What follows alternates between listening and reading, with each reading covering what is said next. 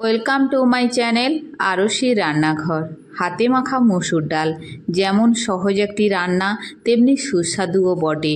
মশলা কষার কোনো ঝামেলা নেই। যারা কোনো দিন রান্না করেন না তারাও এই রান্না খুব সহজেই করতে পারবেন। যারা তেল মশলা পছন্দ করেন না তাদের জন্য এই রান্না একটি পারফেক্ট রান্না। তো এই হাতে মাখা মসুর ডাল বানানোর জন্য আমি প্রথমেই একটা বোল নিয়ে নিচ্ছি। তাতে 1 কাপ মতো মসুর ডাল নিয়ে নেব। তারপর জল দিয়ে ভালোভাবে ধুয়ে নিতে হবে। 2-3 বার চটকে চটকে ডালের মধ্যে যে পাউডারগুলো লাগানো থাকে পোকা না হওয়ার জন্য, সেই কারণে ডালটা ভালোভাবে চটকে ধুয়ে নিতে হবে এবং যতক্ষণ না পরিষ্কার জল বের হয় ততক্ষণ পর্যন্ত ধুয়ে নিতে হবে। তারপর একটা ননস্টিক কড়াই নিয়েছি, তাতে তেল ব্রাশ করে দিলাম। ভালোভাবে তেলটা ব্রাশ করে দিলাম যাতে নিচে ডাল লেগে না যায়। তারপর ধুয়ে রাখা সমস্ত ডাল ওর মধ্যে দিয়ে দিলাম। একটা টমেটো কেটে রেখেছিলাম, টমেটো দিয়ে দিলাম। তারপর অর্ধেকটা পেঁয়াজ কেটেছিলাম, অর্ধেকটা পেঁয়াজ দিয়ে দিলাম। 1 কুচি আদা মিহি করে কুচিয়ে রেখেছিলাম, দিয়ে দিলাম। অল্প পরিমাণে হলুদ দিলাম, কারণ যেহেতু মশলা কষা হচ্ছে না, তাহলে যদি বেশি পরিমাণে হলুদ পড়ে যায় তাহলে হলুদের একটা কাঁচা গন্ধ আসতে পারে। সেই কারণে হলুদের পরিমাণটা একটু কম করে দিতে হবে। তারপর দিয়ে দিলাম কাশ্মীরি লঙ্কার গুঁড়ো এবং প্রয়োজন মতো লবণ।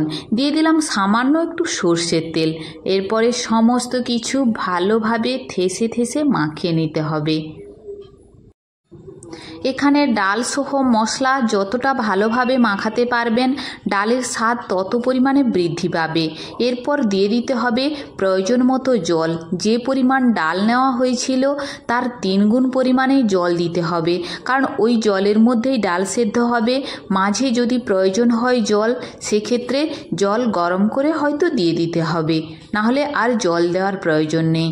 এরপর ঢাকনা চাপিয়ে কড়া বসিয়ে দিতে হবে ওভেনের উপর। গ্যাস অন করে দিয়ে রান্না হতে দেব 5 থেকে 7 মিনিট। 5 থেকে 7 মিনিট পর ফিরে এসে দেখলাম ডাল অর্ধেকের বেশি সেদ্ধ হয়ে গেছে। আবার ঢাকা চাপিয়ে রান্না হতে দেব। 2 থেকে 3 মিনিট পর এসে ঢাকা খুলে দেখলাম ডাল সেদ্ধ হয়ে গেছে। ডাল পারফেক্টলি সেদ্ধ হয়ে গেছে। দেখলেন তো কত সহজে এই হাতে মাখা মসুর ডাল রান্না করা যায়।